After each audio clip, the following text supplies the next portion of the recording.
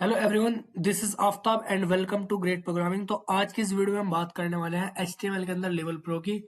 और ये लेक्चर हमारा HTML के अंदर लास्ट लेक्चर है।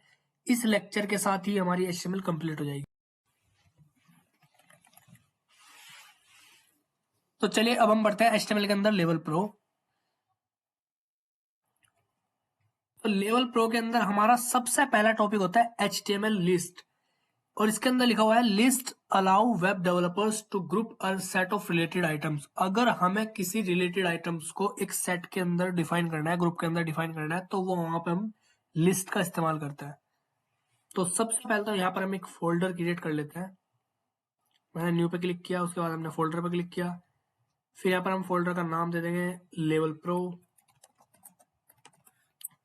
इस फोल्डर को हम ओपन विद कोड कर लेंगे। और फिर यहाँ पर हमें एक फाइल क्रिएट करेंगे जिसका नाम होगा index.html। और टाइटल यहाँ पर हम चेंज कर देते हैं लेवल प्रो। देन हम बॉडी के अंदर आ जाएंगे और यहाँ पर हम पढ़ने वाले हैं लिस्ट। तो लिस्ट का काम होता है रिलेटेड आइटम्स को ग्रुप के अंदर डिफाइन करना। और तीन तरीके की लिस्ट होती है HTML के अंदर। एक होती है अनऑर्डर्ड लिस्ट, एक होती है ऑर्डर्ड लिस्ट, और एक होती है हमारी तीसरी डिस्क्रिप्शन या फिर डेफिनेशन लिस्ट। तो सबसे पहले हमारी अनऑर्डर्ड लिस्ट। तो अनऑर्डर लिस्ट के अंदर हमारे पास एक होता है यूएल टैग और एक होता है एल आई टैग। यूएल का मतलब होता है अनऑर्डर लिस्ट, एल आई का मतलब होता है लिस्ट आइटम। तो चलिए ये लिस्ट हम यहाँ पर बना लेते हैं। तो हम क्या करते हैं, चलिए यहाँ पर VS कोड के अंदर हम लिखे हैं यूएल टैग और इसके अंदर हम लिखते हैं एल आई इंटू 3, मतलब 3 एल आइटम, लिस्ट आइटम। और यहाँ पर लिख दिया मैंने एप्पल, उसके बाद यहाँ पर लिख दिया मैंने बनाना, उसके बाद यहाँ पर लिख दिया मैंने ऑरेंज। अब ये हम ब्राउजर के अंदर रन करवाते हैं। यहाँ पर हम Ctrl+O प्रेस करेंगे। फिर हम चलते हैं डेस्कटॉप पर, उसके बाद हम चलते हैं लेवल प्रो के अंदर। यहाँ पे इंडेक्स वाली फाइल को ओपन करेंगे। तो ये लिस्ट हमारी बन के आ चुकी है जो कि हमारी अनऑर्डर्ड लिस्ट है। और यहाँ पर हम यूएल से पहले एक हेडिंग लगा देते हैं फ्रूट्स। ये बन गई हमारी लिस्ट। ओके, तो यहाँ पर हम क्या करते हैं, जो ये हमारे लिस्ट आइटम आ रहे हैं ये अभी डिस्क के फॉर्मेट में आ रहे हैं, इनको बोलते हैं डिस्क। ये जो बुलेट्स आ रहे हैं ना हमारे, इनको बोलते हैं डिस्क। तो यूएल के अंदर ना एक एट्रीब्यूट होता है टाइप नाम का। तो टाइप इज इक्वल टू, अगर मैं डिस्क करूं तो कोई भी इफेक्ट नहीं पड़ेगा क्योंकि बाय डिफॉल्ट लिस्ट का टाइप डिस्क ही होता है। लेकिन अगर मैं यहाँ पर सर्किल टाइप कर दूं तो इफेक्ट पड़ जाएगा, यहाँ पर चेंज हो जाएगी हमारी लिस्ट। देखो तो सर्किल आ गया यहाँ पर। इसी तरीके से अगर मैं यहाँ पर स्क्वायर लिखूं तो स्क्वायर आ जाएगा। तो तीन हमारे टाइप होता है, टाइप सर्किल, टाइप डिस्क और टाइप स्क्वायर। और यहाँ पर हम ना नन नन भी कर सकते हैं, नन। तो नन का मतलब है गायब हो जाएगा, देखो है ना। तो लिस्ट का टाइप अगर मैं यहाँ पर नन कर दूं तो वे एलिमेंट ही, मतलब वे बुलेट्स गायब हो जाएगी, डिस्क बोलते हैं जिनको, है ना। तो ये थी हमारी अनऑर्डर लिस्ट। एक होती है हमारी ऑर्डर्ड लिस्ट। इसको कमेंट करो और यहाँ पर एक कमेंट और डाल दो कि हमने यहाँ पर क्या पढ़ा है, ऑर्डर्ड लिस्ट। Ordered list. अब हम पढ़ेंगे अनऑर्डर लिस्ट। इसके लिए कमेंट डाल दो अनऑर्डर्ड लिस्ट। फिर यहाँ पर हम लिखते हैं ऑयल टैग और उसके अंदर लिस्ट आइटम। यहाँ पर भी ऐसे लिख देते हैं जैसे कि मैंने यहाँ पे एक H2 बनाया फ्रूट्स के नाम से। और लिस्ट आइटम के अंदर लिख दिया मैंने यहाँ पे बनाना, मैंगो एंड एप्पल। तो देखो ये हमारी लिस्ट बनकर आ चुकी है। लेकिन इस बार जो लिस्ट आई है वो आई है हमारी नंबरिंग के अंदर। तो ऑर्डर लिस्ट के अंदर हमारे नंबर आ सकते हैं, या फिर अल्फाबेट आ सकते हैं, या फिर रोमन नंबर आ सकते हैं, या फिर स्मॉल अल्फाबेट, कैपिटल अल्फाबेट, ये लगा सकते हैं। तो हम क्या करेंगे, यहाँ पर ओएल के अंदर लिखेंगे type. Type is equal to, अगर मैं 1 करता हूँ तो 1 तो हमारा टाइप बाय डिफॉल्ट होता है। 1 का मतलब होता है कि नंबर में आएंगे हमारी लिस्ट। लेकिन अगर मैं यहाँ पर स्मॉल ए लिख दूं तो स्मॉल ए से क्या होगा कि हमारे जो लिस्ट आइटम होंगे वो स्मॉल अल्फाबेट के अंदर आएंगे। देखो अगर मैं यहाँ पे कैपिटल ए लिख दूं तो हमारे अल्फाबेट जो होंगे वो कैपिटल ए के अंदर आएंगे। इसी तरीके से अगर मैं यहाँ पर स्मॉल आई लिख दूं तो स्मॉल रोमन, और अगर मैं लिख दूं कैपिटल आई तो कैपिटल रोमन। ठीक है। तो चलिए यहाँ पे मैं 1 ही कर देता हूँ। 1 का मतलब होता है नंबर, तो नंबर के अंदर आ जाएगा। एक एट्रीब्यूट और होता है ऑयल के अंदर, यहाँ पर लिख दूं अगर मैं यहाँ पे स्टार्ट इज इक्वल टू, मैंने कहा 4, तो ये जो लिस्ट है हमारी ये 4 से शुरू होगी। अब देखो 4 से शुरू हो रही है ना, ये इस तरीके से। और अगर मैं यहाँ पे लिख दूं रिवर्स, रिवर्स का मतलब होता है ये रिवर्स हो जाएगी लिस्ट। देखो 4 के बाद 3, 3 के बाद 2। अगर मैं यहाँ पर स्टार्ट वैल्यू ना दूं तो अब ये कहां से शुरू होगी, अब ये शुरू होगी 3 से, क्योंकि 3 हमारे पास लिस्ट आइटम है ना, एक बनाना, एक मैंगो, एक एप्पल, और हमने स्टार्टिंग वैल्यू दी नहीं। स्टार्टिंग वैल्यू जो होती है बाय डिफॉल्ट 1 से होती है, और जब हमने स्टार्टिंग वैल्यू नहीं दी तो वो क्या करेगा, 3 से शुरू कर देगा, 3, 2 और 1 इस तरीके से। तो ये है हमारी ऑर्डर लिस्ट, ये है हमारी ऑर्डर लिस्ट, और ये थी हमारी अनऑर्डर लिस्ट। हमने गलत लिख दिया था वहां पर। अब है हमारी यहाँ पर डिस्क्रिप्शन लिस्ट, डिस्क्रिप्शन या फिर डेफिनेशन लिस्ट।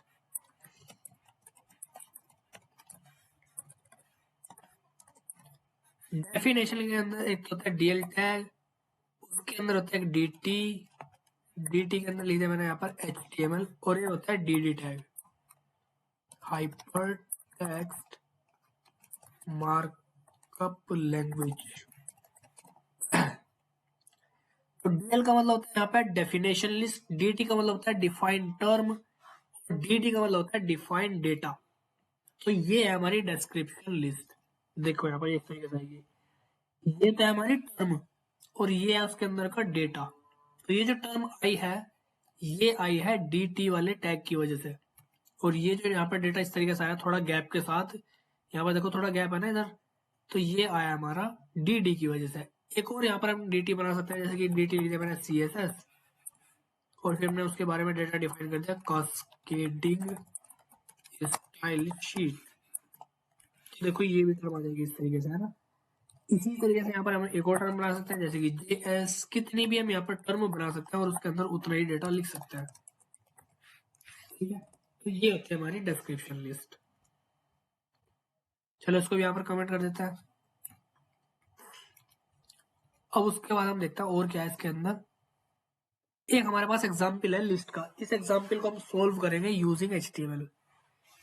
तो यहाँ पर देखो हमने सबसे पहले यहाँ पे जो एग्जाम्पल है इसके अंदर हमें दिख रहा है 1, उसके बाद यहाँ पर है 2, और उसके बाद यहाँ पर 3। मतलब ये वाली जो लिस्ट है ये तो होगी हमारी ऑर्डर्ड लिस्ट। ऑर्डर लिस्ट के अंदर हम नंबर लगा सकते हैं, या फिर अल्फाबेट को यूज कर सकते हैं, या फिर रोमन नंबर को यूज कर सकते हैं।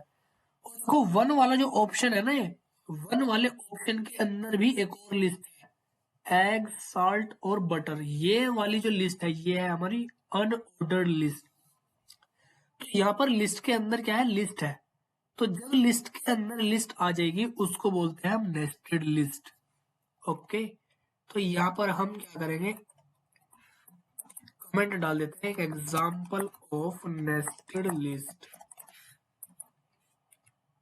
और यहाँ पर हम क्या करेंगे, सबसे पहले लगाएंगे टैग के अंदर लिस्ट आइटम होंगे 3। जो हमारी ऑर्डर्ड वाली लिस्ट है वो क्या है हमारी 1, 2, 3 वाली, तो उसके अंदर 3 आइटम है ना, एक 1 वाला, एक 2 वाला, एक 3 वाला। तो यहाँ पर हम क्या करें, पहले ऑप्शन के अंदर लिखेंगे prepare the ingredients, prepare the in GREDIENTS, और दूसरे वाले के अंदर लिखेंगे मिक्स द इंग्रेडिएंट्स एंड, चलो यहाँ पर लिखते हैं मिक्स द, ये वाला वर्ड कॉपी करके यहाँ पेस्ट कर दो। उसके बाद क्या है, and cook on a low flame, and cook on a low flame. उसके बाद है हमारे पास तीसरा list item, serve hot with garnish, serve hot with garnish, और उसके बाद है यू कैन सी। इतना ही हम यहाँ पर रन करवाते हैं पहले। तो ये वाली जो लिस्ट है हमारी, देखो ये कुछ इस तरीके से आ गई, ऑर्डर वाली से आ गई हमारे पास।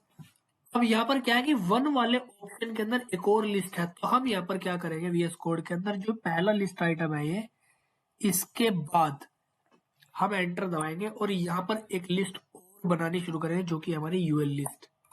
और यूएल वाली लिस्ट कौन सी है, जिसके अंदर लिखा हुआ है एग, साल्ट और बटर। तो यहाँ पर 3 लिस्ट आइटम है, तो यहाँ पर हम 3 LI लगाएंगे।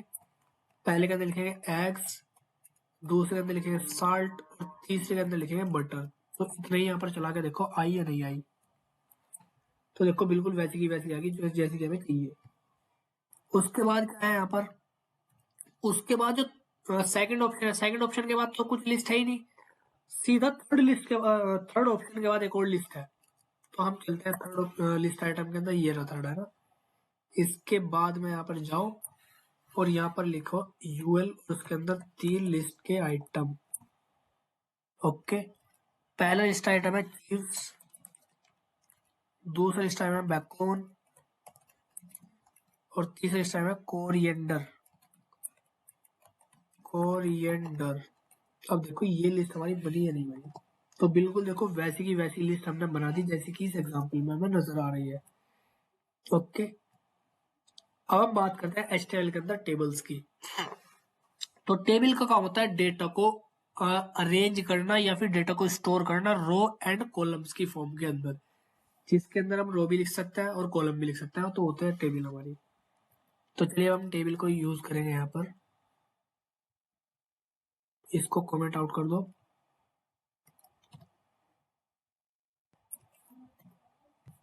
हो गया कमेंट? हाँ हो गया।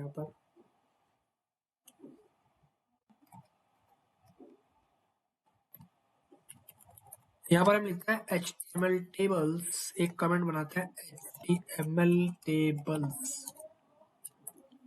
टेबल को बनाने के लिए हमारे पास होता है टेबल टैग। टेबल बनाने के लिए हमारे पास होता है सबसे पहले टेबल टैग। अब मान के चलो हमें यहाँ पर कुछ इस तरीके की टेबल बनानी है, एक स्टूडेंट की टेबल दे रखी है, वो हमें यहाँ पर बनानी है। अब देखो इस टेबल के अंदर क्या है कि 2 रो है हमारे पास और 2 रो के अंदर 3 कॉलम है। तो यहाँ पर टेबल टैग के अंदर हम लिखेंगे सबसे पहले कैप्शन। कैप्शन मतलब टेबल का नाम क्या है। टेबल का नाम क्या है? Student table. तो ये यहाँ पर लिख दो स्टूडेंट टेबल। ये तो क्या हमारा कैप्शन। अब पहली रो तो ये है जिसके अंदर लिखा हुआ है नेम, रोल नंबर और एज।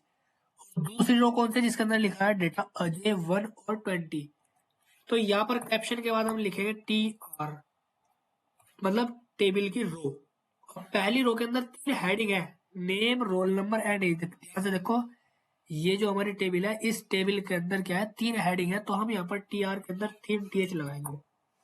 TH मतलब होता है टेबल हेडिंग। पहली हेडिंग का नाम क्या है? नेम, और दूसरी हेडिंग का नाम क्या है? रोल नंबर, और तीसरी हेडिंग का नाम क्या है? एज। ठीक है, ओके। हम यहाँ पर क्या करें, एक और रो बनाएंगे यहाँ पर, और उस रो के अंदर 3 TD है, ना कि TH। TD मतलब होता है टेबल का डेटा, क्योंकि हेडिंग तो सिर्फ यही है ना, नेम, रोल नंबर, एज, ये तो हमारा डेटा है, ये 120। तो यहाँ पर लिखेंगे हम अजय, और उसके बाद लिखेंगे 1, उसके बाद लिखेंगे 20। तो ये थी हमारी टेबल बन चुकी है। अब इसको चला कर देखते हैं ब्राउजर के अंदर। तो देखो ये टेबल आ चुकी है, लेकिन टेबल के अंदर जो है बॉर्डर नहीं आया। जिस तरीके का बॉर्डर इस टेबल में दिख रहा है आपको, ये देखो यहाँ पर जिस तरीके का टेबल आपको इस बॉर्डर में दिख रहा है, वो बॉर्डर जिस टेबल में दिख रहा है वो यहाँ पर आया ही नहीं। तो वो लाने के लिए हम क्या करेंगे, टेबल टैग के अंदर VS कोड में क्या करेंगे हम, कहाँ गया VS code,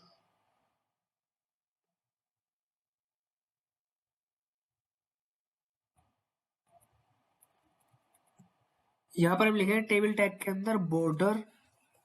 border is equal to कुछ भी वैल्यू, जैसे कि मैं यहाँ पर लिख देता हूँ 1। तो देखो यहाँ पर थोड़ा सा बॉर्डर आ जाएगा।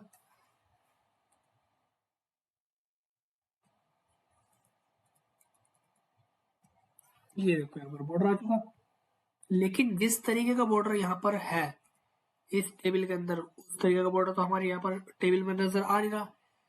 अब देखो ये जो टेबल होती है हमारी, इस टेबल के अंदर ये जो नेम लिखा हुआ है, ये नेम एक बॉक्स के अंदर लिखा हुआ है, ये रोल नंबर एक और बॉक्स के अंदर लिखा हुआ है, और एज हमारा अलग बॉक्स में लिखा हुआ है। तो इनको बोलते हैं सेल।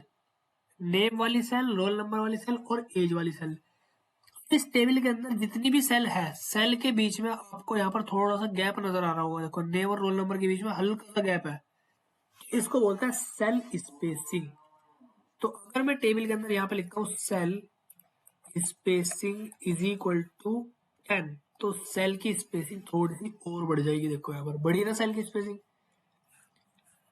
एक होता है सेल पैडिंग।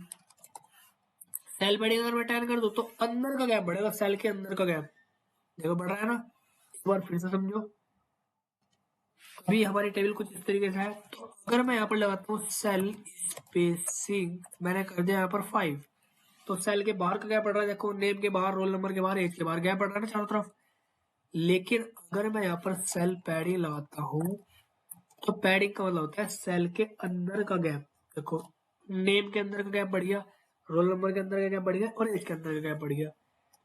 अगर मैं यहाँ पर सेल स्पेसिंग को 0 कर दूं तो जो बाहर का गैप बढ़ा हुआ है वो बिल्कुल खत्म हो जाएगा। देखो हो गया ना खत्म। जिस तरीके का बॉर्डर इस टेबल में दिख रहा है बिल्कुल वैसी बॉर्डर हमारे टेबल में दिख रहा है। ओके, उसके बाद होता है यहाँ पर ये हमने जूम कर रखा है तो जूम को कम कर दो बिल्कुल इस तरीके से। अब इस टेबल के नाम विड्थ भी बढ़ा सकता है, तो यहाँ पर लिखूंगा मैं विड्थ इक्वल टू जैसे कि 400 px।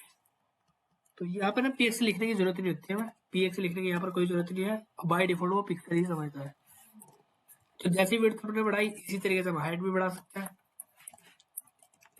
हाइट मैंने कह दिया यहाँ पर 200, तो ये हमने हाइट विड्थ बढ़ा दी। अकॉर्डिंग टू यू आप कैसे भी कर सकते हो। चलो यहाँ पर मैं हाइट विड्थ ना हटा ही देता हूँ, हाइट कर लेते हैं 200 और विड्थ कर लेते हैं, सॉरी है ना, हाइट के विड्थ कर लेते हैं।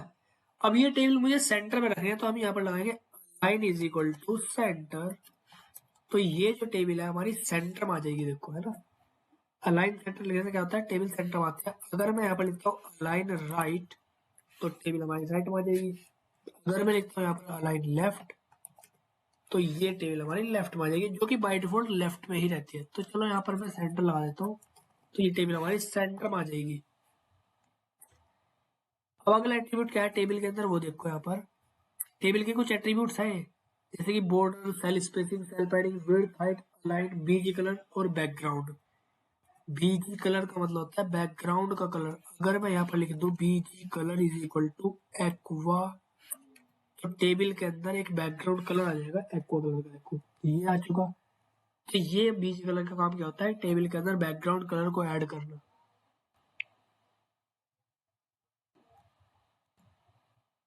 ओके, अब हम बात करते हैं टेबल के अंदर रो स्पैन की और कॉल स्पैन की। तो ये जो आपको टेबल दिख रही है इसमें देखो यहाँ पर टेबल ये किस तरीके की है, इसको थोड़ा जूम कर लो। अब ये देखो यहाँ पर इस टेबल के अंदर ना हमारे पास 3 रो है, एक प्रोडक्ट्स और प्राइसेस वाली रो, उसके बाद एक फोन और उसके प्राइसेस वाली वैल्यू और एक चार्जर वाली, 3 रो यहाँ पर है। लेकिन ये जो हमारा 25,000 जो है यहाँ पर, ये 25,000 वाला सेल 2 रो की जगह लग रहा है, एक तो फोन वाले रो की और एक चार्जर वाले रो की। तो इसके अंदर हमें क्या करना पड़ेगा, इसके अंदर हमें लगाना पड़ेगा 2 का रो स्पैन। तो देखते हैं कैसा लगता है वो। तो इस वाले टेबल को मैं यहाँ पर कमेंट कर देता हूँ और एक कमेंट बनाऊंगा यहाँ पर मैं टेबल ऑफ रो स्पैन। इसका एग्जाम्पल ले रहा है ना, तो सबसे पहले हम टेबल टैग लगाएंगे।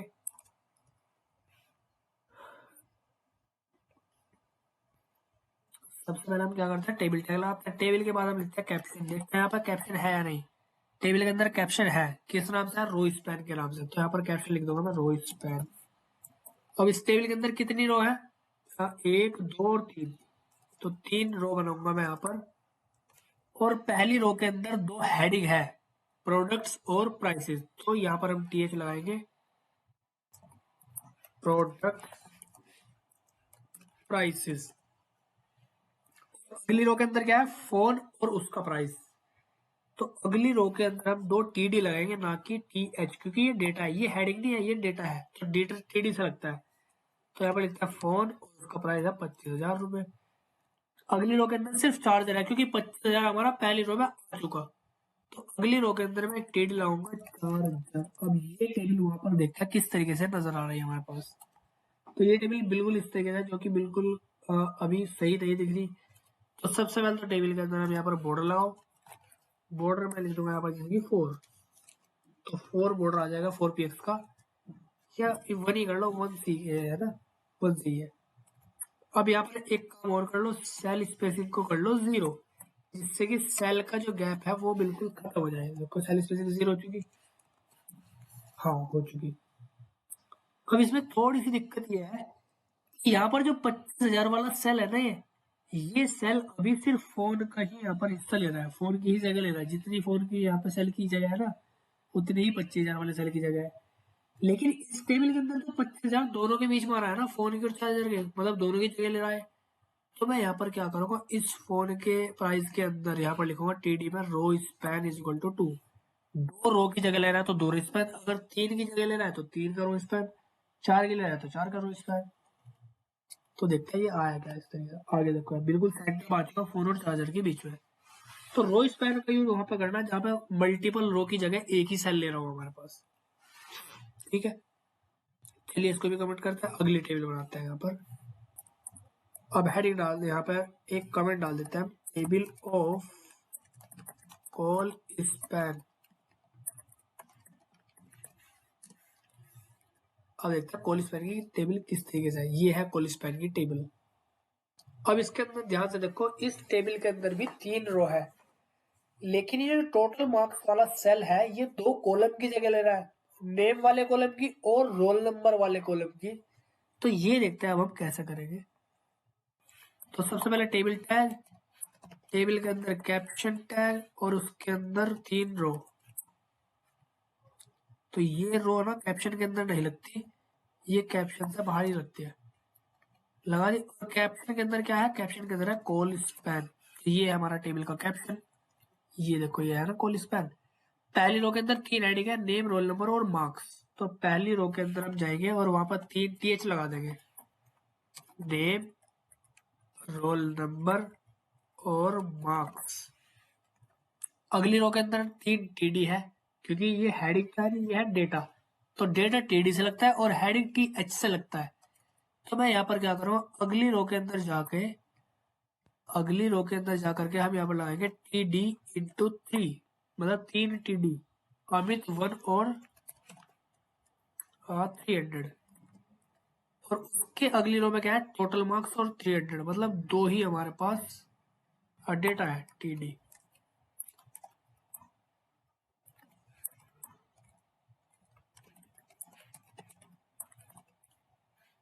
अब टेबल के अंदर बॉर्डर भी लगा दो, नहीं तो फिर वहां बाद में लगाना पड़ेगा। बॉर्डर इज इक्वल टू, जैसे कि मैं यहाँ पे इस बार कर देता हूँ 2, और सेल स्पेसिंग कर देते हैं हम 0।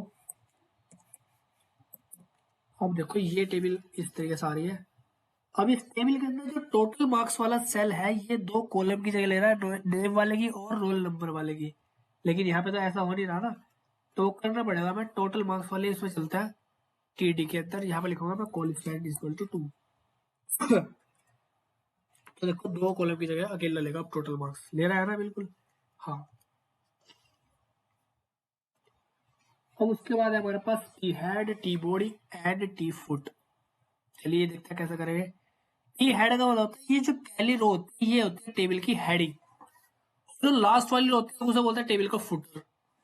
पहली वाली रो को टेबल की हेडिंग और लास्ट वाली रो को टेबल का फुटर, और बीच की जितनी भी चीजें हैं उसे बोलते हैं टेबल की बॉडी। तो हमें कुछ इस तरीके की ही टेबल बनाकर यहाँ पर दिखानी है। तो हम सबसे पहले तो इस टेबल को क्रिएट कर लो, बाद में उसको डिजाइन करेंगे।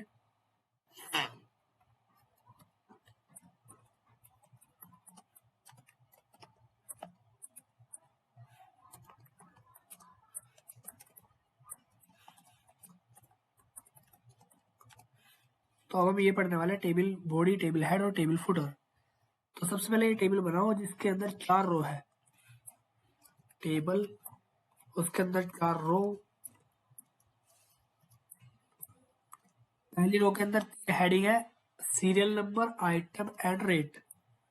तो पहली रो के अंदर 3 DH लगाओ, serial number, item and rate. अगली रो के अंदर 3 डेटा है, 001, A और 100। तो अगली रो के अंदर 3 डेटा लगाओ, 001 और उसके बाद A 100। फिर अगली रो में 002, B 50।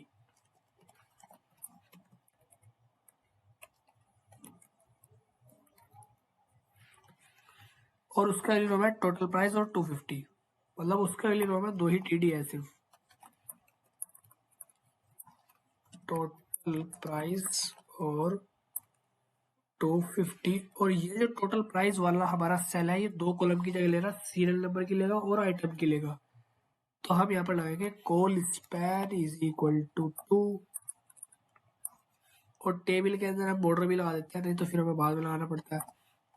तो बॉर्डर इज इक्वल टू हमने कह दिया 1। उसके बाद हम यहाँ पर कहेंगे सेल स्पेसिंग कर दो 0 जिससे कि बिल्कुल स्पेसिस खत्म हो जाए। तो देखो ये टेबल हमने बना ली इस तरीके से। टेबल का कैप्शन भी आ गया, टेबल का कैप्शन ना, टेबल का कैप्शन नहीं है यहाँ पर, है ना। अब हम क्या करें, पहली रो जो होती है हमारी वो होती है टेबल की हेडिंग। तो हम क्या करें, पहली रो को टी हेड वाले टैग के अंदर लिख देंगे। पहली रो को टी हेड के अंदर लिख दिया। जो लास्ट वाली रो होती है वो होता है टेबल का फुटर। तो जो लास्ट वाली रो है वो हम टी फुट टैग के अंदर लिख देंगे और जितनी भी रो होंगी वो सारी टेबल की बॉडी है। तो ये जो बीच में जो 2 रो बची है हमारे पास, ये जो 2 रो बची यहाँ पर, इनको टी बॉडी के अंदर लिख देंगे।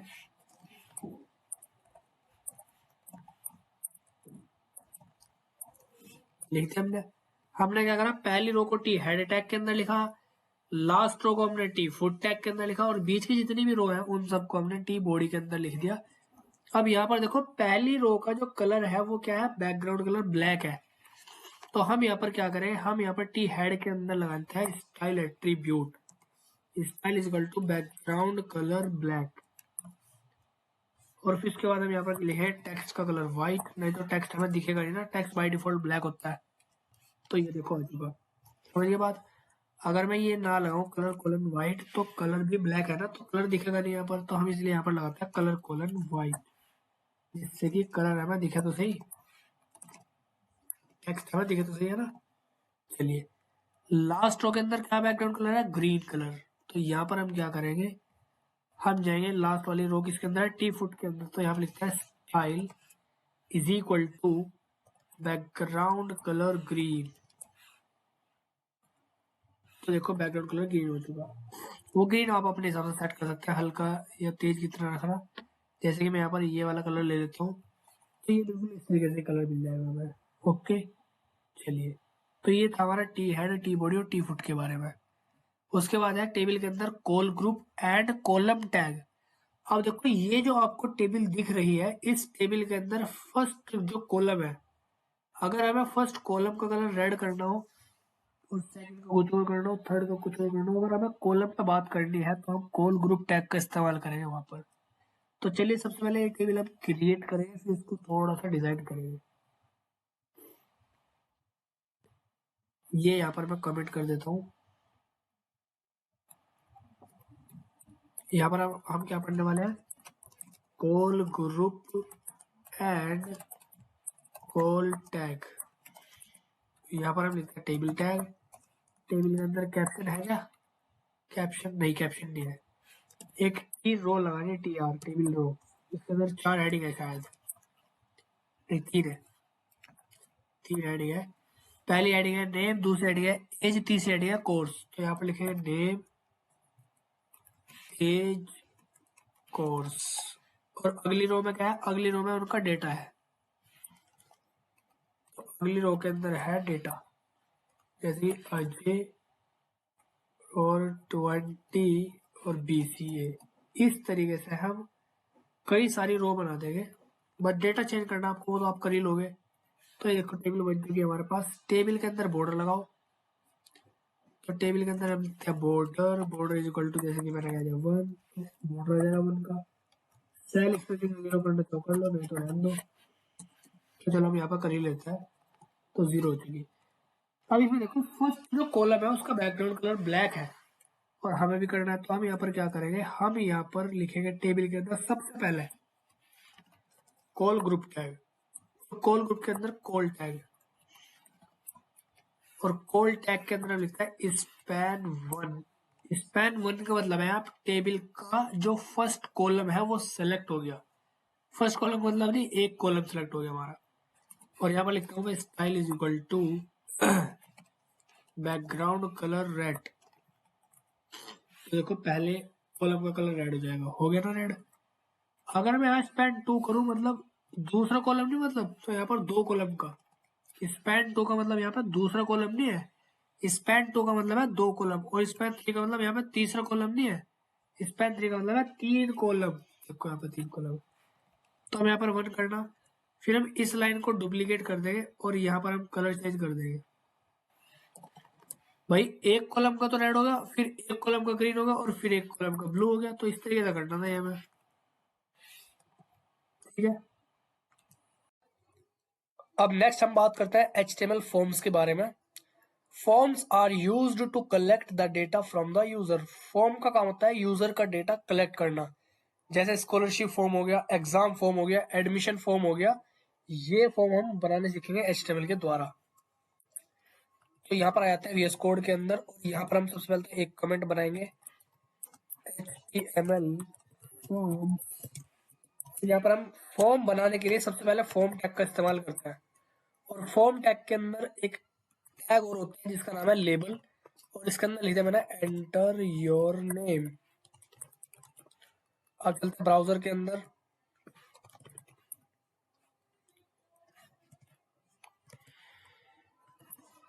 तो देखो यहाँ पर लिखा हुआ गया एंटर योर नेम। अब यहाँ पर लिखा हो रहा है एंटर योर नेम, जहाँ पे हम नाम टाइप करेंगे वो एक बॉक्स भी तो आता है ना फॉर्म्स के अंदर। वो बॉक्स लाने के लिए हम यहाँ पर क्या करेंगे, हम लिखेंगे input type is equal to tags. Input हमारा टैग होता है, टाइप इनपुट टैग का एट्रीब्यूट होता है, और टेक्स्ट हमारा टाइप की वैल्यू होती है। तो ये बॉक्स ला जिसके अंदर हम अपना नाम टाइप कर सकते हैं। देखो है ना, आ गया ना, यहाँ पर नाम आ गया हमारा, और एक फील्ड आ गया, इसको बोलते हैं इनपुट फील्ड। अब इसी तरीके से मैंने लिखा एक और लेबल एंटर योर पासवर्ड। ये लिखा जाएगा एंटर योर पासवर्ड, और मैं यहाँ पे एंटर योर पासवर्ड को अगली लाइन में लिखना चाहता हूँ। तो मैं यहाँ पर क्या करूँगा, एंटर योर पासवर्ड से पहले एक BR लगा दूंगा, तो ये आ जाएगा, और एक और BR लगा दूंगा तो एक लाइन थोड़ी खाली रह जाएगी। उसके बाद हम इसके सामने भी एक बॉक्स लाते हैं, तो इनपुट टाइप टेक्स्ट, ये भी आ जाएगा इसके सामने इनपुट टाइप टेक्स्ट। अब देखो यहाँ पर नाम टाइप करेंगे हम, उसके बाद हम पासवर्ड टाइप करेंगे। तो पासवर्ड वाला फील्ड होता है, पासवर्ड वाली फील्ड के अंदर तो हमें पासवर्ड दिखना नहीं चाहिए ना, तो हम यहाँ पर क्या करें, टाइप टेक्स्ट ना लगा करके हम यहाँ पर टाइप पासवर्ड लगाएंगे, जिससे कि हमारा पासवर्ड हाइड हो जाए। देखो ओके, चलिए नेक्स्ट है हमारा, नेक्स्ट होता है हमारा इनपुट टाइप ईमेल। ये इनपुट के कई सारे टाइप है, जैसे कि टेक्स्ट हो गया, पासवर्ड हो गया, ईमेल हो गया, सबमिट हो गया। इनको पढ़ते हैं 1 by 1। अब यहाँ पर हमने क्या करा, BR लगाया, उसके बाद हमने लिखा लेबल एंटर योर ईमेल, और लेबल को बंद कर दिया। तो ये यहाँ पर कुछ इस तरीके से आ जाएगा एंटर योर ईमेल। इसके सामने यहाँ पर हम क्या लगाएंगे, इनपुट टाइप ईमेल लगाएंगे, ये आ जाएगा इसके सामने बॉक्स। अब ईमेल वाला जो फील्ड है उसके अंदर हमें @ लगाना ही पड़ेगा, जैसे कि हमने ईमेल भरी abc123@gmail.com, हमें ये @ लगाना ही पड़ेगा। अगर हम @ नहीं लगाएंगे तो हमारा जो फॉर्म है वो सबमिट नहीं हो पाएगा। अब फॉर्म को सबमिट कैसे करता है वो भी हम आगे पढ़ेंगे, बस अभी तुम्हें ध्यान रखना कि जिसका टाइप ईमेल होगा उसके अंदर हम @ हमें लगाना ही पड़ेगा। ये भी मैं आपको थोड़ी देर में दिखा दूंगा। चलिए नेक्स्ट हमारा इनपुट टाइप सबमिट। ये सबमिट होता है बटन बनाने के लिए, जिसके द्वारा हमारा फॉर्म सबमिट होगा। इनपुट टाइप सबमिट, तो ये आ जाएगा, देखो यहाँ पर है ना, इनपुट टाइप सबमिट। यहाँ पर अगर मैं सबमिट को चेंज करना चाह रहा हूँ तो मैं यहाँ पे लिखूंगा वैल्यू इज इक्वल टू, जैसे कि मान लो ये रजिस्ट्रेशन फॉर्म है तो यहाँ पे लिखूंगा मैं रजिस्टर, तो ये इस तरीके से आ जाएगा रजिस्टर। अगर मान लो हमारा फॉर्म साइन अप है तो वैल्यू हम यहाँ पर साइन अप कर देंगे, ये आ जाएगा साइन अप। अगर लॉगिन फॉर्म है तो यहाँ पर लॉगिन फॉर्म कर देंगे। जो भी जिस तरीके का फॉर्म है वही हमें वहां पर दिखाना है। मान के चलो अभी हम रजिस्ट्रेशन कर रहे हैं, तो ये रजिस्ट्रेशन का बटन है हमारा, तो ये आ गया यहाँ पर है ना। तो इनपुट टाइप सबमिट से हम बटन बनाने के लिए यूज करते हैं। अगला क्या चीज है, input type date. Input type date, तो यहाँ पर हमने क्या करा, बटन से पहले एक लेबल और लगाया, एंटर डेट ऑफ बर्थ। तो एंटर डेट ऑफ बर्थ यहाँ पर आ जाएगा, देखो। और यहाँ पर लगाते हैं BR, और फिर यहाँ पर क्या लगाएंगे हम, इनपुट टाइप डेट। अगर हमें अपनी डेट ऑफ बर्थ सेलेक्ट करनी है तो इस आता है, देखो यहाँ पर कैलेंडर आ जाएगा। अपना ईयर जो भी है वो यहाँ पर सिलेक्ट कर सकते हैं। यहाँ पर बहुत सारे ईयर मिलेंगे हमें, तो जो भी हमारा ईयर है वो हम यहाँ पर सिलेक्ट कर लेंगे ना। चलिए, अब नेक्स्ट है हमारा इनपुट टाइप टाइम। मैंने यहाँ पर एक और लेबल लगाया सेलेक्ट टाइम, और फिर यहाँ पर लिखा मैंने इनपुट टाइप टाइम। तो टाइम भी यहाँ पर आ जाएगा। देखो, सेलेक्ट टाइम पे जब हम क्लिक करेंगे तो जो हम टाइम सेलेक्ट करना चाह रहे हैं वो यहाँ पर आ जाएगा। अब ये सेलेक्ट टाइम तो हमें नेक्स्ट लाइन में लेकर आना है, तो हम यहाँ पर क्या करेंगे, सेलेक्ट टाइम से पहले 2 BR लगा देंगे। देखो, अगर मैं एक ही BR लगाता हूँ तो होता क्या है कि हमारा ये चिपक जाएगा पहले वाले से, तो यहाँ पर एक और BR लगाएंगे तो फिर थोड़ा सेपरेट रहेगा ये। अगली चीज है डेट टाइम लोकल।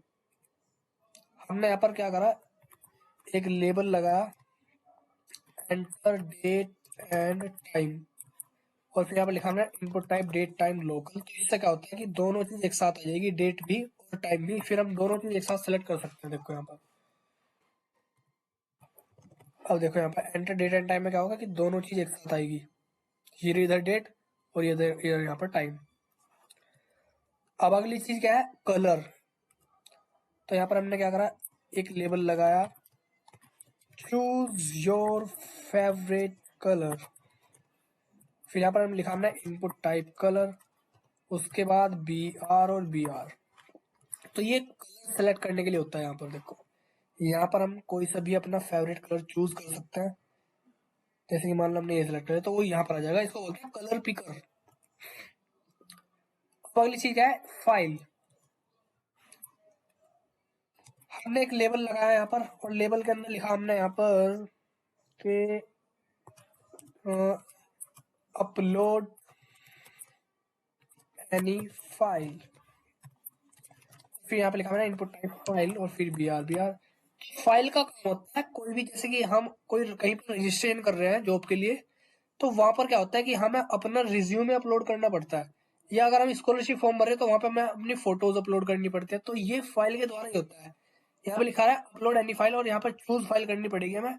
जैसे मैं इस पर क्लिक करूंगा तो फाइल मैनेजर में लेके जाएगा हमें, यहाँ पर हमें वो फाइल सिलेक्ट करनी पड़ेगी जो हमें अपलोड करनी है। मान लो हमें कोई पिक्चर यहाँ पर अपलोड करनी है, तो मैं पिक्चर पे क्लिक करूंगा, और मैं कोई सी भी रैंडम में पिक्चर ले रहा हूँ, बस हमें ये बताना है कि क्या काम होता है इससे। मान लो मैंने यहाँ पे ये सिलेक्ट कर ली स्क्रीनशॉट 48, और फिर मैंने ओपन पे क्लिक कर दिया तो वो नाम यहाँ पर आ जाएगा। देखो, तो कहीं पे भी अगर हमें रिज्यूम अपलोड करना है, या फिर हमें अपनी फोटो अपलोड करनी है, या कोई हमें नोट्स की PDF फाइल अपलोड करनी है, तो वहां पर हम ये यूज करते हैं इनपुट टाइप फाइल का, है ना। चलो, अब नेक्स्ट है नंबर। हमने लिखा है यहाँ पर लेबल सेलेक्ट क्वांटिटी क्वांटिटी। ये बस हम यहाँ पर डिस्कस कर रहे हैं कि भाई किस टाइप का क्या मतलब है। एक्चुअल फॉर्म नहीं बना रहे कि भाई रजिस्ट्रेशन फॉर्म में सारी चीजें होंगी। ये हम पढ़ते जा रहे हैं कि भाई टाइप टेक्स्ट का क्या मतलब है, टाइप पासवर्ड का क्या मतलब है, टाइप ईमेल का क्या मतलब है, टाइप सबमिट का क्या मतलब है। ये टाइप के अलग अलग जो वैल्यू है इनका मतलब समझ रहे हैं। अभी हम कोई फॉर्म डिजाइन नहीं कर रहे कि भाई हमारा ये रजिस्ट्रेशन फॉर्म है। अभी के लिए मैं ये बटन हटा ही देता हूँ यहाँ से, है ना। अभी के लिए मैंने ये बटन हटा ही दिया, क्योंकि हम कोई फॉर्म नहीं बना रहे यहाँ पर, हम सिर्फ फॉर्म की चीजें अभी डिस्कस कर रहे हैं कि किस चीज का क्या मतलब है।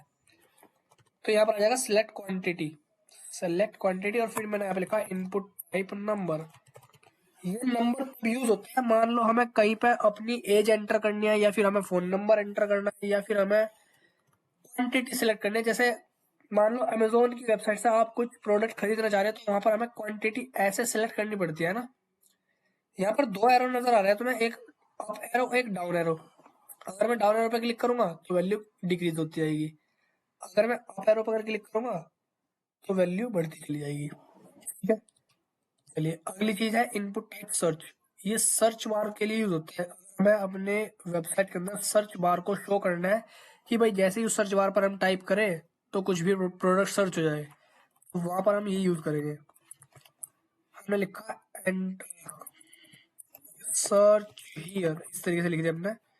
फिर हमने लिखा यहाँ पर इनपुट टाइप सर्च, और यहाँ पर पहले BR लगा दो, BR, तो ये सर्च बार आ जाएगा। यहाँ पर हम कुछ भी सर्च कर सकते हैं, और जैसे कि यहाँ पे क्लोज का बटन भी आ रहा है, तो मैं इस पर क्लिक करूंगा तो ये गायब भी हो जाएगा।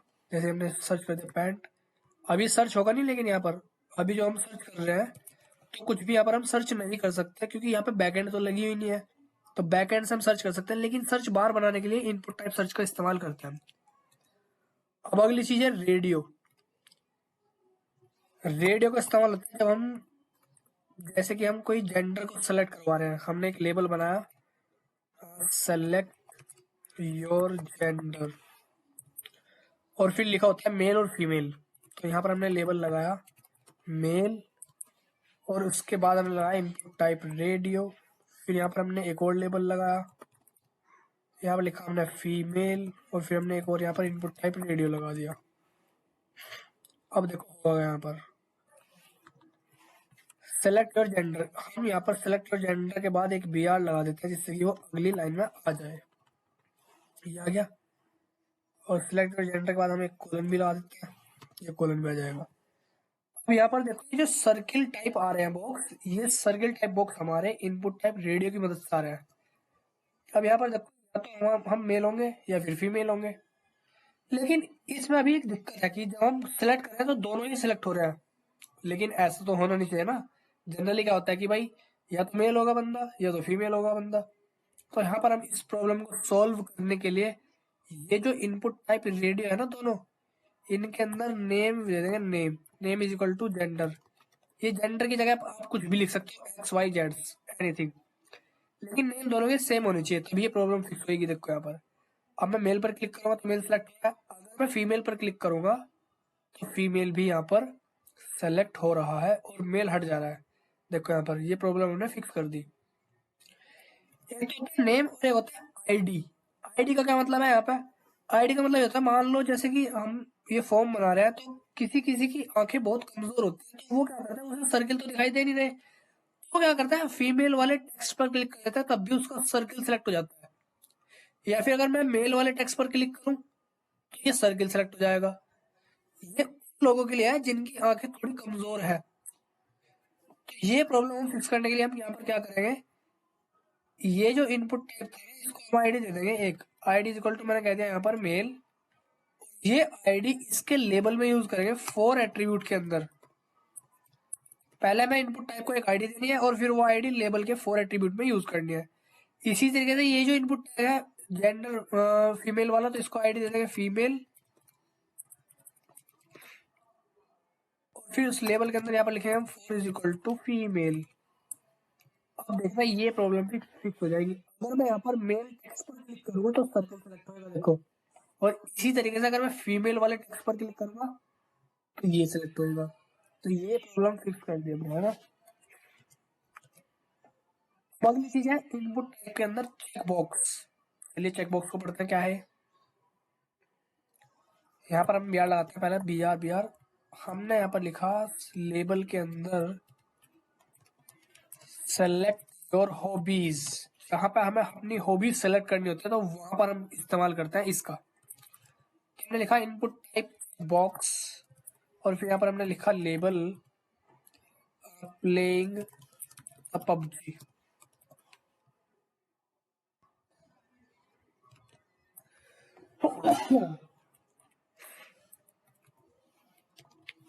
तो देखो यहाँ पर आ जाएगा, यहाँ पर हम अपनी हॉबी सेलेक्ट कर सकते हैं। और इसी तरीके से हम कितने भी यहाँ पर लेबल और चेक बॉक्स बना सकते हैं। तो यहाँ पर जैसे कि हमने एक और बनाया बी आर लगा करके इनपुट टाइप चेक बॉक्स, फिर यहाँ पर हमने एक लेबल लगाया और लेबल के अंदर यहाँ पर मैंने लिख दिया मान लो रीडिंग अ बुक। फिर हमने एक बी आर और लगाया, फिर यहाँ पर लिखा मैंने input type check box, input type check box. फिर यहाँ पर हमने लेबल लगाया एक, और लेबल के अंदर लिखा यहाँ पर हमने सॉल्विंग कोडिंग प्रॉब्लम।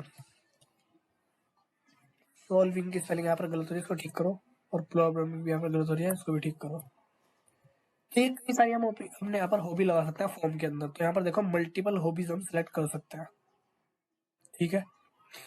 चलिए, तो ये थे हमारे इनपुट टाइप की डिफरेंट डिफरेंट वैल्यूज। ये एग्जाम्पल है, मतलब इनका सॉल्यूशन है कि किसको किस तरीके से हमें यूज करना है, वो मैंने यहाँ पर बता रखा है आपको। अब हम बात करते हैं इनपुट टैग के एट्रीब्यूट के बारे में। अभी तो हमने इनपुट टैग के 2-3 एट्रीब्यूट पढ़े, जैसे कि टाइप पढ़ लिया, नेम पढ़ लिया, और आईडी भी पढ़ लिया हमने। एक बार इनको फिर से रिवाइज कर लो। इनको यहाँ पर पहले कमेंट कर दो, इनको कमेंट कर देते हैं। अब हम यहाँ पर पढ़ेंगे इनपुट टैग एट्रीब्यूट्स। तो सबसे पहला एट्रीब्यूट क्या है?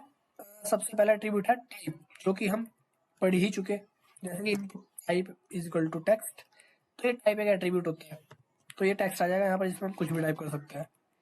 उसके बाद अगली चीज क्या है? नेम। नेम हमने कहाँ पे यूज किया? ये नेम हमने अभी जेंडर के साथ यूज किया था, है ना? कैसे? हमने सबसे पहले एक लेबल लगाया था जिसके अंदर लिखा था सेलेक्ट जेंडर, फिर यहाँ पर हमने दिया लगाया, यहाँ पर लिखा था इनपुट टाइप मेल, और फिर लेबल मेल के बारे में। नहीं, यहाँ पर इनपुट टाइप रेडियो लिखे, इनपुट टाइप मेल तो होता ही नहीं ना। और इसी तरीके से हम यहाँ पर कहेंगे फीमेल के लिए।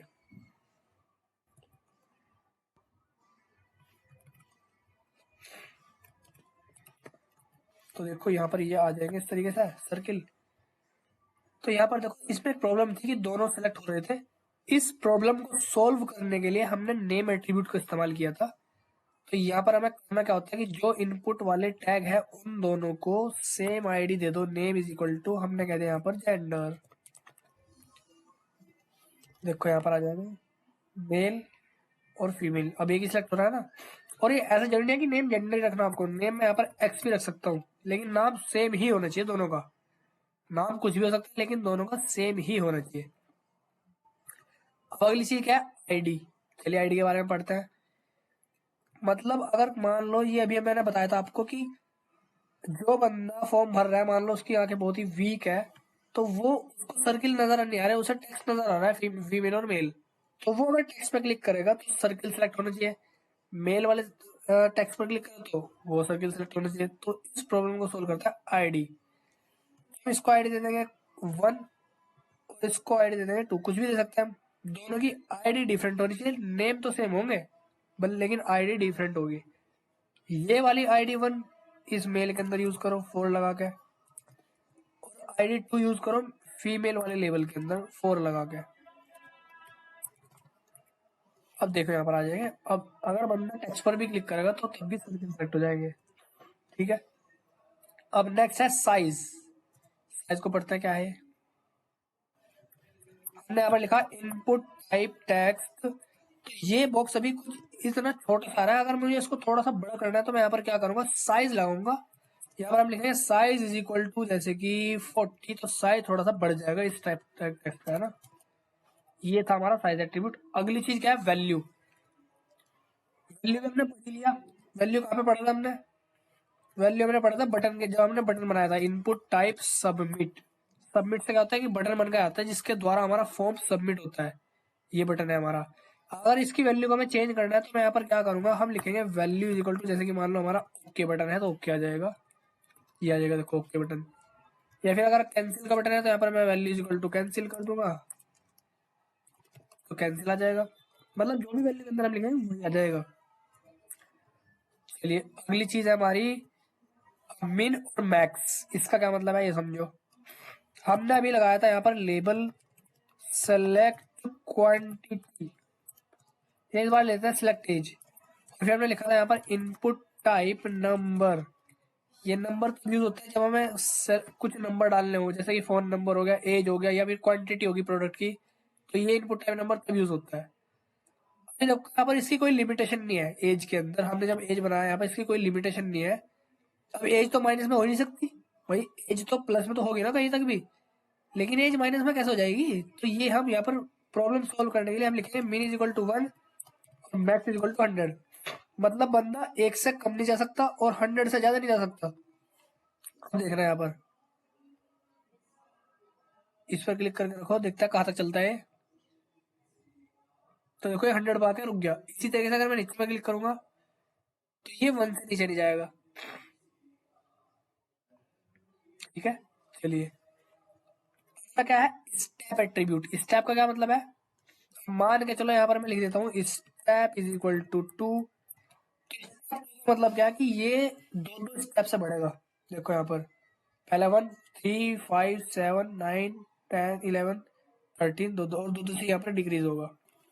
अगर मैं स्टेप 3 कर दूं तो 3 का गैप चलेगा, और इनके बाद 4 सॉरी 1 फिर 4 फिर 7, देखो 3 का गैप चल रहा है ना यहाँ पर। तो ये था हमारा स्टेप एट्रीब्यूट।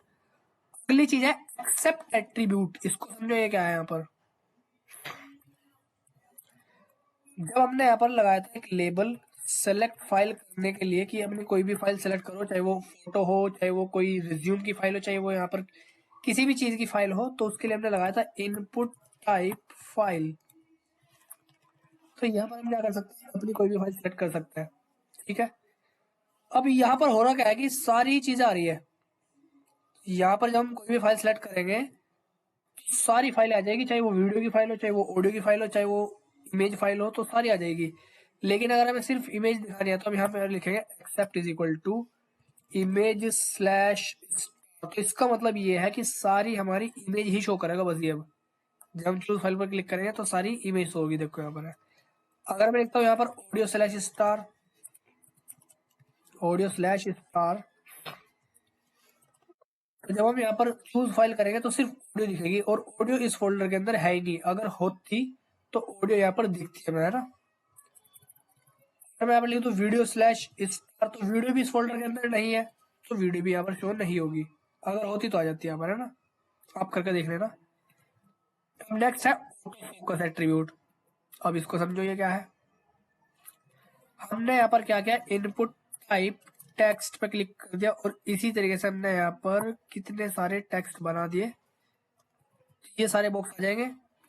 एक बी आर और लगा दो, थोड़ा गैप के साथ आ जाएंगे, है ना। B R B R B R आ जाएंगे।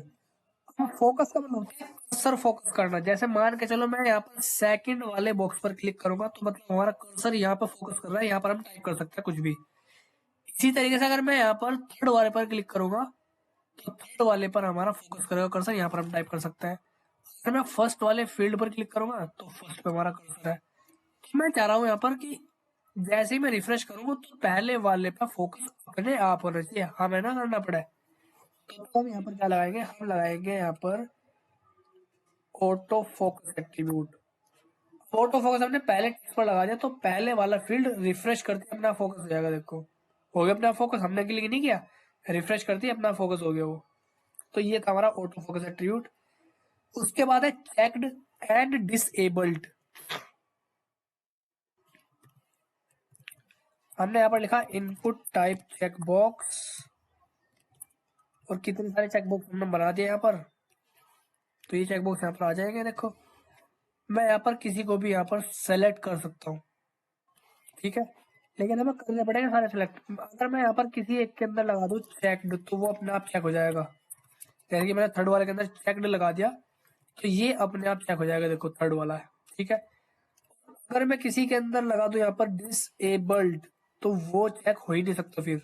देखो यहाँ पर वो जो लास्ट वाला है ना वो डिसेबल हो गया, उसको हम सेलेक्ट नहीं कर सकते, मतलब चेक नहीं कर सकते उसको, ठीक है। अगली चीज है मैक्स लेंथ।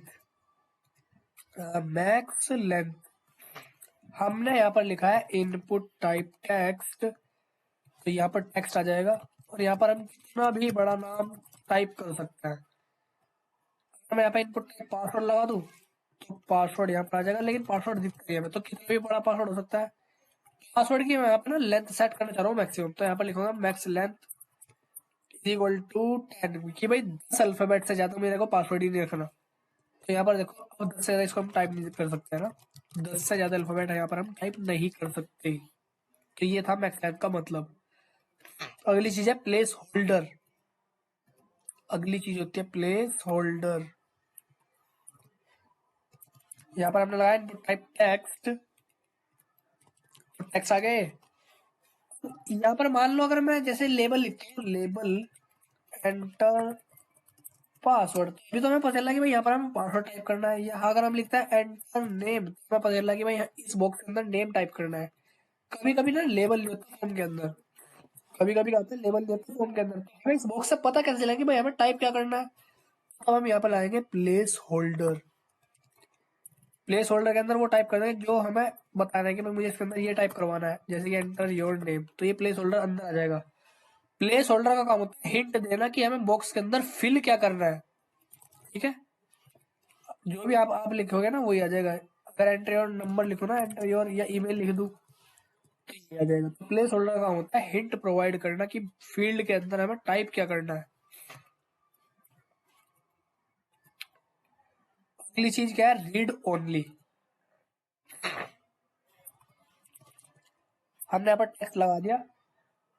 अभी क्या होगा कि अभी हम इस फील्ड के अंदर टाइप कर सकते हैं। अगर मुझे टाइप नहीं करवाना तो मैं यहाँ पे लिखूंगा रीड ओनली। रीड ओनली का मतलब है सिर्फ देखने के लिए है, ये पढ़ने के लिए है, ठीक है ना। जैसे कि मैं यहाँ पे लिख दूं in value is equal to Rahul, तो ये वैल्यू राहुल आ जाएगी। बस ये पढ़ने के लिए है, इसके अंदर हम टाइप नहीं कर सकते कुछ भी। ये रीड ओनली हो गया, सिर्फ पढ़ने के लिए हो गया, ठीक है। अगली चीज क्या है, रिक्वायर्ड। हमने यहाँ पे क्या किया कि कई सारे यहाँ पे फील्ड बना दिए हमने, और फिर हमने यहाँ पे लिखा इनपुट टाइप सबमिट, तो ये सबमिट आ जाएगा। अगर हमने कुछ भी टाइप कर दिया, यहाँ पर कुछ भी टाइप कर दिया, इस तरीके से हमने टाइप कर दिया। अब यहाँ पर मैंने क्या किया कि लास्ट वाले के अंदर लिख दिया रिक्वायर्ड। लास्ट वाले के अंदर मैंने क्या लिख दिया, रिक्वायर्ड। और मैं यहाँ पर सबमिट पर क्लिक करूंगा तो वो कहेगा please fill out this field, please fill out this field, कि जब तक हम इसके अंदर टाइप नहीं करेंगे तब तक हमारा फॉर्म सबमिट नहीं होगा। देखो यहाँ पर बाकी में तुम टाइप ना करो कोई दिक्कत नहीं है, लेकिन अगर मैं यहाँ पर फॉर्म को सबमिट कर रहा हूँ किसी भी फील्ड के अंदर टाइप नहीं करके, तो लास्ट वाले को क्या करा कि भाई फिल करना ही पड़ेगा इस फील्ड को। जब तक इस फील्ड को फिल नहीं करेंगे तब तक हमारा फॉर्म सबमिट नहीं होगा। तो ये मतलब होता है रिक्वायर्ड का, ठीक है। अब नेक्स्ट है लिस्ट। चलिए लिस्ट को पढ़ते हैं। अब ये क्या है, तो इसको हमने यहाँ पर कमेंट कर दिया। एक कमेंट बनाते हैं लिस्ट। ये लिस्ट तो इस्तेमाल करते हैं जहां पे हमें कहीं अपनी कंट्री को सेलेक्ट करना होता है। जैसे यहाँ पे लिख दिया मैंने इनपुट टाइप, नहीं, input list is equal to, हमने कह दिया कंट्री, और इससे पहले हमने एक हेडिंग बना दिया सेलेक्ट योर कंट्री, तो ये आ जाएगा। अब यहाँ पर हमें क्या करना है, बहुत सारी कंट्री के नाम शो करवाने हैं लिस्ट के अंदर। तो मैं यहाँ पर क्या करूँ, हमने input list is equal to country, हमने एक लिस्ट का नाम दे दिया कंट्री। अब ये लिस्ट हमें बनानी पड़ेगी डेटा लिस्ट टैग के द्वारा। डेटा लिस्ट टैग के अंदर हमने क्या करना पड़ेगा, जो ये हमने list is equal to country नाम दिया है तो वो आईडी में यहाँ पर यूज करेंगे, ID is equal to country. और फिर हमें क्या करना है, यहाँ पर ऑप्शन डिफाइन करना है कंट्री के नाम के। जैसे कि इंडिया हो गया, इंडिया हो गया, यहाँ पर पाकिस्तान हो गया, यूएसए हो गया, दुबई हो गया, सऊदी हो गया। तो ये हमने कंट्री के नाम डिफाइन कर दिए। अब यहाँ पर देखो कंट्री आ जाएगी, यहाँ पर है ना, इंडिया आ गया। रिफ्रेश किया मैंने तो यूएसए आ गया। तो यहाँ पर ये ना किसी भी चीज की लिस्ट बनाने के लिए होता है। जैसे हम कहीं पे अपना एडमिशन फॉर्म भरवा रहे हैं तो वहां पे क्या करना होता है, हमें अपना कोर्स बताना होता है कि हम कौन सा कोर्स के अंदर ज्वाइन कर रहे हैं, बीसीए, बीटेक, एमसीए। तो वहां पर भी हमें बहुत सारे कोर्सेज के नाम मिलते हैं। तो वो जो नाम होता है ना, वो लिस्ट बनती है, वो इसी तरीके से बनती है, ठीक है ना। चलिए, लेकिन इस लिस्ट के अंदर ना एक प्रॉब्लम ये है कि मान के चलो हम फॉर्म भर रहे हैं, बहुत ही बड़ा फॉर्म भर रहे हैं, और वहां पर हमें कंट्री सेलेक्ट करनी थी इंडिया, गलती से हमने पाकिस्तान सेलेक्ट कर ली। और अगर मैं दोबारा इस लिस्ट पर क्लिक करूंगा वो सारी लिस्ट जो थी गायब हो जाएगी बाकी कंट्री की, क्योंकि हमने अपनी पहले सेलेक्ट कर ली थी। लेकिन ये तो दिक्कत वाली बात है ना कि भाई हम पूरा फॉर्म भर रहे हैं, लास्ट में हमें कंट्री को सिलेक्ट करना है और हमने कंट्री गलती से सिलेक्ट कर दी कुछ और। तो हमें क्या करना पड़ेगा, पूरा फॉर्म रिफ्रेश करके दोबारा फिर से फिल करना पड़ेगा। हमें पूरा फॉर्म भर के दोबारा फिर से फिल करना पड़ेगा अगर हमने जरा सी भी गलती कर दी। फिर ये वाली लिस्ट इस्तेमाल हम नहीं करेंगे, फिर हम क्या करेंगे, ये वाली लिस्ट इस्तेमाल नहीं। तो हम इस्तेमाल करते हैं सेलेक्ट वाली लिस्ट, जिसको हम बोलते हैं ड्रॉप डाउन लिस्ट, जो कि सेलेक्ट टैग के द्वारा बनाई जाती है। तो चलिए देखते हैं कि ये टैग किस तरीके से इस्तेमाल हमें करना है। ये तो बहुत ही सिंपल है लिस्ट, कुछ नहीं करना। Input list is equal to, जो हमने लिखा है यहाँ पर, input list is equal to country, ये लिखने की हमें बिल्कुल भी जरूरत नहीं है, हमें बस सेलेक्ट टैग लगाना है। सेलेक्ट टैग के अंदर हमें ऑप्शन डिफाइन करना है अपने कंट्री के, India, Pakistan, USA, Dubai, Saudi, बस ये बन गई हमारी लिस्ट। ना हमें input list is equal to country देने की जरूरत है, ना ही data list ID is equal to country करने की जरूरत है, बस सेलेक्ट के द्वारा हमें लिस्ट बनानी है। तो ये लिस्ट हमारी बिल्कुल बढ़िया काम करेगी। चाहे यहाँ पर कोई सी भी हम लिस्ट के अंदर कोई सी भी कंट्री सेलेक्ट कर लो। तो आजकल जो लिस्ट बनाई जाती है वो ड्रॉप डाउन लिस्ट ही बनाई जाती है, जो कि सेलेक्ट टैग के द्वारा बनती है। अब मान के चलो यहाँ पर अपने कंट्री को छोड़कर कोई और लिस्ट बनाई, जैसे कि हमने यहाँ पर लिस्ट बना दी अपने लैपटॉप के बारे में। हमने लिखा सेलेक्ट के अंदर ऑप्शन, और यहाँ पर लिखा मैंने HP laptop i3, i5, i7, और इसी तरीके से हमने कुछ और डिफाइन कर दिया डेल के लिए। हमने लिखा यहाँ पर डेल, यहाँ पर लिखा मैंने डेल लैपटॉप i3, i5 और i7। तो ये लैपटॉप की लिस्ट हमने बना दी। अभी हमें मान के चलो कि हमारा जो डेल लैपटॉप i7 है वो हमारा बिक चुका, तो उसको हम यहाँ पर क्या करेंगे, उसको हम कर देंगे डिसेबल। तो ये हमारा सेलेक्ट नहीं हो सकता। अब देखना यहाँ पर, ये हमारा सेलेक्ट नहीं हो सकता। ओके, अभी यहाँ पर जैसे मैं रिफ्रेश करूँ तो हमें लिस्ट के अंदर दिख रहा है HP लैपटॉप i3, क्योंकि हमने वो सबसे पहले लिख रखा है। अगर मैं यहाँ पर इस लैपटॉप को कहीं पे भी लेके जाऊँ, मान लो मैं सबसे लास्ट में लेके चले जाऊँ, तो सबसे पहले कौन है, अब सबसे पहले है HP लैपटॉप i5, तो वहां पे वो दिखेगा। लेकिन मैं ये चाह रहा हूँ कि हमारा HP लैपटॉप i3 कहीं पे भी है ना लिस्ट के अंदर, वो मुझे सबसे ऊपर दिखाना है। तो मैं यहाँ पर उसको लिखूंगा चेक्ड, नहीं उसको लिखूंगा मैं यहाँ पर सेलेक्टेड। तो क्या होगा कि ये सेलेक्ट होगा आ जाएगा। देखो HP लैपटॉप i3 सबसे ऊपर आ गया ना, सेलेक्ट हो रहा है ये, देखो यहाँ पर। समझ गए बात? चलिए, अगर मान के चलो यहाँ पर जैसे हमने डेल लैपटॉप i7 को डिसेबल किया हुआ है, तो उसको मतलब हम सेलेक्ट नहीं कर सकते। ओके, अगर मान के चलो यहाँ पर डेल के हमारे सारे ही बिक चुके हैं, तो हम यहाँ पर क्या करेंगे, सबके पास सबके साथ डिसेबल लगाएंगे। अगर हमारे सारे ही बिक चुके हैं तो सबके साथ हम डिसेबल लगाएंगे ना। तो देखो यहाँ पर हम सारे डिसेबल हमने कर लिया। अगर मान के चलो ऐसे डेल के कई सारे लैपटॉप है, तो ऐसे तो हमें सबको डिसेबल करना पड़ेगा। तो हम क्या करेंगे, तो हम जो लिस्ट बनाएंगे उस लिस्ट में दो ग्रुप बनाएंगे, डेल वालों को अलग, HP वालों को अलग। अब देखते हैं वो कैसा बनेगा।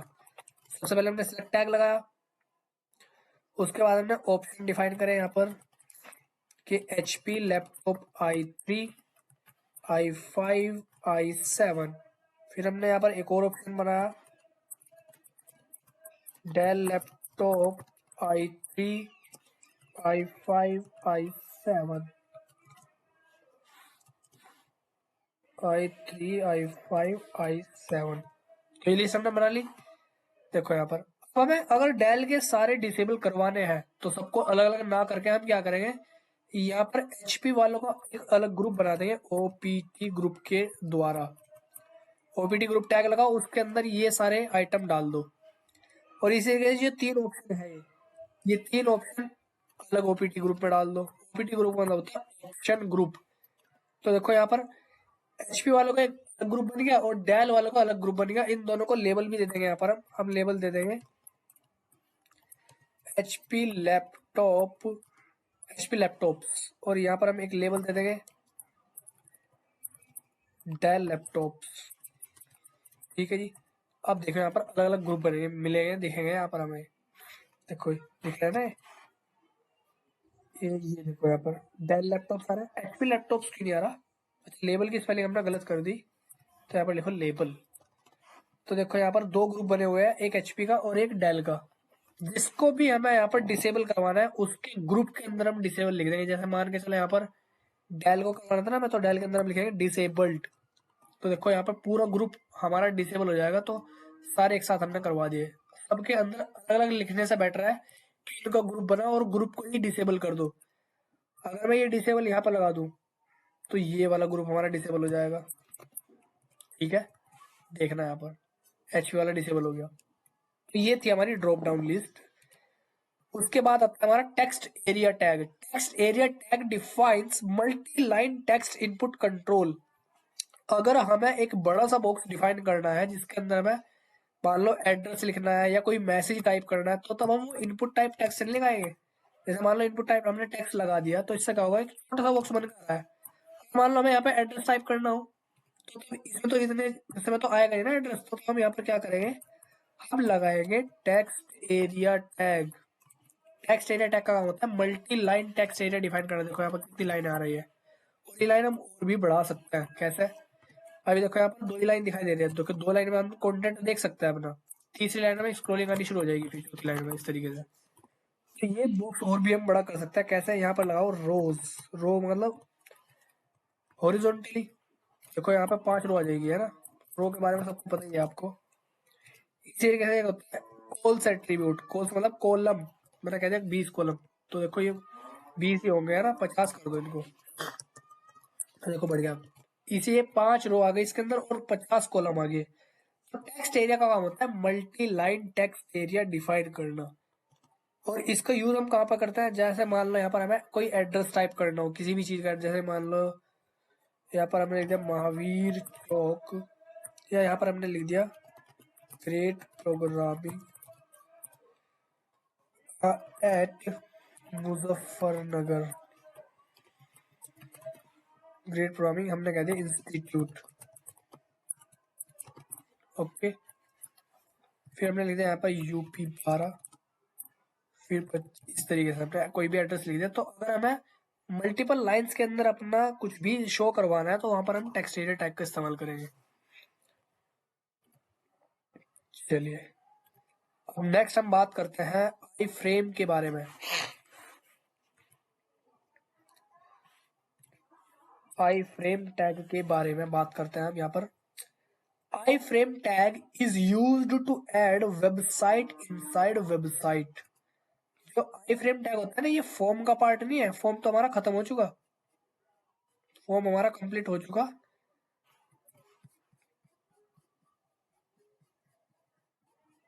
तो हम पढ़ रहे हैं iframe. Iframe tag का काम क्या होता है, iframe tag is used to add website inside website. अगर हमें एक ही वेबसाइट के अंदर मल्टीपल वेबसाइट को शो करवाना है, तो वहां पर हम आई फ्रेम टैग का इस्तेमाल करते हैं। अब देखो कैसे। तो मान के चलो यहाँ पर हमने लेवल प्रो वाले फोल्डर के अंदर एक फाइल बनाई, जो कि है हमारी फर्स्ट फ्रेम डॉट HTML। और यहाँ पर हमने क्या करा, बॉडी के अंदर जाके एक हेडिंग लगाया, this is my first frame, okay. और इसी तरीके से हमने एक और बनाई यहाँ पर फाइल, जिसका नाम है सेकंड फ्रेम डॉट HTML। और यहाँ पर हमने क्या करा, एक हेडिंग और लगाया, यहाँ पर लिखा हमने this is my second frame. हमने यहाँ पर क्या किया, 2 फाइल बनाई, एक फर्स्ट फ्रेम और एक सेकंड फ्रेम, और एक है हमारी इंडेक्स डॉट HTML। हमें क्या करना है, इस वाली वेबसाइट के अंदर, जो हमारी यहाँ पर लेवल प्रो वाली वेबसाइट है, कौन सी फाइल है, इंडेक्स वाली फाइल। इस फाइल के अंदर, इंडेक्स वाली वेबसाइट के अंदर, हमें वे दोनों वेबसाइट भी शो करवानी है। कौन सी, एक फर्स्ट फ्रेम वाली और एक सेकंड फ्रेम वाली। तो यहाँ पर हम इस्तेमाल करेंगे आई फ्रेम का। आई फ्रेम के अंदर SRC टैग लगाओ, तो एट्रीब्यूट लगाओ, और यहाँ पर लिखो फर्स्ट फ्रेम डॉट HTML। इसी तरीके से एक और आई फ्रेम टैग लगा कर उसमें दूसरी फाइल का नाम लिख दो। तो अब होगा क्या यहाँ पर, अब ये होगा कि यहाँ पर 2 फाइलें देखो एक साथ नजर आएगी। ये थी हमारी this is my first frame, और ये है हमारी this is my second frame. समझ में आया कुछ। यहाँ पर अगर मैं एक एट्रीब्यूट और लगाऊं, जिसका नाम है frame border, border equal to मैंने 0 कर दिया, तो बॉर्डर गायब हो जाएगा जो आपको दिख रहा है। पहले बॉर्डर आ रहा था ना, यहाँ पर 1 का मतलब क्या है, बॉर्डर दिखेगा, और 0 का मतलब होता है बॉर्डर हाइड हो जाएगा। समझ के बाद अगला एट्रीब्यूट क्या है, विड्थ एंड हाइट। इनकी हम विड्थ भी बढ़ा सकते हैं। जैसे मान के चलो हमने यहाँ पर इसकी विड्थ कह दी 400 px, तो देखो विड्थ बढ़ जाएगी इसकी। बॉर्डर लगाई दो इसके अंदर, है ना, बॉर्डर लगाई दो इस तरीके से। और इसी तरीके से मैं इसकी भी विड्थ बढ़ा सकता हूँ। जो सेकंड वाला है, मैंने कह दी इसकी विड्थ कर दो 500, तो इसकी विड्थ बढ़ जाएगी। जैसे हमने विड्थ बढ़ाई, इसी जगह से हम हाइट भी बढ़ा सकते हैं। जैसे मैंने मान लो इसकी हाइट बढ़ा दी, हाइट इज इक्वल टू 200, तो हाइट बढ़ जाएगी। देखो इसकी सेकंड वाले फ्रेम की हाइट बढ़ गई, तो वो नीचे आ गया, तो उसकी भी हाइट बढ़ा दो। इसकी मैंने कह दी 200, तो हाइट बढ़ जाएगी। देखो यहाँ पर दोनों की हाइट बढ़ गई। चलिए, अगला एट्रीब्यूट है margin width and margin height. Margin का मतलब होता है विड्थ में मार्जिन देना। अब जैसे हमारा this is my first frame है, इसके लेफ्ट में मुझे थोड़ा सा गैप बढ़ाना है, तो मैं यहाँ पर क्या करूंगा, मार्जिन लगाऊंगा। यहाँ पर देखते हैं जो हमारा फर्स्ट फ्रेम है, इसके अंदर लिखूंगा मैं margin width is equal to 100। तो देखो इसके विड्थ में मार्जिन आ जाएगी। देखो this is my first frame के लेफ्ट में थोड़ी सी मार्जिन आएगी ना, विड्थ में मार्जिन आई है, लेफ्ट में भी और राइट में भी, ठीक है ना। अगर मैं यहाँ पर लगाता हूँ margin height is equal to, मैंने कह दिया 50, तो हाइट में मार्जिन आ जाएगी, थोड़ी सी ऊपर थोड़ी सी नीचे, समझ रहे बात। चलिए अगली चीज है फ्रेम बॉर्डर, जो कि 0 1 हमने पढ़ लिया। फ्रेम बॉर्डर अगर 0 है तो मतलब हमारा बॉर्डर हाइड है। फ्रेम बॉर्डर अगर 1 है तो मतलब हमारा बॉर्डर आज शो करेगा। उसके बाद है स्क्रॉलिंग, ऑटो यस और नो। स्क्रॉलिंग को देखते हैं ये क्या है। जैसे मान के चलो हमने यहाँ पर चलो एक ही फ्रेम लगा दिया, आई फ्रेम, यहाँ पर लिख दिया मैंने फर्स्ट फ्रेम डॉट एचटीएमएल, और यहाँ पे फ्रेम बॉर्डर मैंने हटाई दिया। पहले वाला फॉर्म फ्रेम हमारा यहाँ पर देखो आ जाएगा। अब यहाँ पे मान के चलो जो हमारे फर्स्ट फ्रेम है इसके अंदर कंटेंट थोड़ा सा ज्यादा है, लोरम इंटू 100 लगा दिया मैंने। अब देखो यहाँ पर कंटेंट थोड़ा ज्यादा आ जाएगा, है ना।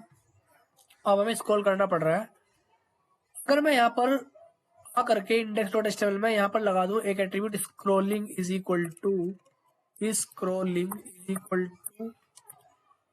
नो, तो मतलब हमारा जो यहाँ पर स्क्रॉलिंग वाला काम था वो बिल्कुल खत्म हो जाएगा। देखो स्क्रॉलिंग खत्म हो गई। अगर स्क्रॉलिंग ऑटो है या फिर यस है तो मतलब स्क्रॉलिंग है, स्क्रॉल कर सकते हैं। लेकिन अगर स्क्रॉलिंग नो है तो हम स्क्रॉलिंग नहीं कर सकते। देखो गायब होगी स्क्रॉलिंग, ठीक है ना। चलिए अगला एट्रीब्यूट क्या है, एसआरसी डॉक, मतलब सोर्स डॉक्यूमेंट। जैसे यहाँ पर हमने ये जो आई फ्रेम लगाया है एसआरसी के अंदर, फर्स्ट फ्रेम, मतलब ये अलग से फाइल बना के हमने इंडेक्स वाली फाइल के अंदर शो करवा दी। ऐसे ही हो रहा है ना कि हमने एक इंडेक्स डॉट एचटीएमएल बनाई और एक फर्स्ट फ्रेम बनाई। फर्स्ट फ्रेम वाली फाइल को इंडेक्स के अंदर हमने शो करवा दिया। अब अगर मान के चलो यहाँ पर हमारा एक h2 हेडिंग है, इसके अंदर लिखा this is my heading index dot HTML file, इस तरीके से हमने कुछ लिख दिया यहाँ पर, है ना। तो ये हेडिंग अपना अपने स्टाइल में प्रिंट होगा। मैं ये चाहता हूँ कि ये जो हेडिंग है हमारा ये भी फ्रेम के अंदर दिखना चाहिए, ये हेडिंग भी फ्रेम की तरह दिखना चाहिए हमें। तो हम यहाँ पर क्या करेंगे, हम यहाँ पर लगाएंगे आई फ्रेम टैग, और यहाँ पर हम एसआरसी नहीं लगाएंगे, इस बार हम लगाएंगे एसआरसी डॉक, और इज इक्वल टू ये हमारा जो हेडिंग था ये, इस हेडिंग को हम यहाँ पर लिख देंगे। ये हेडिंग हमारा फ्रेम की तरह शो करेगा, ठीक है। देखो कर रहा है ना बिल्कुल फ्रेम की तरह शो।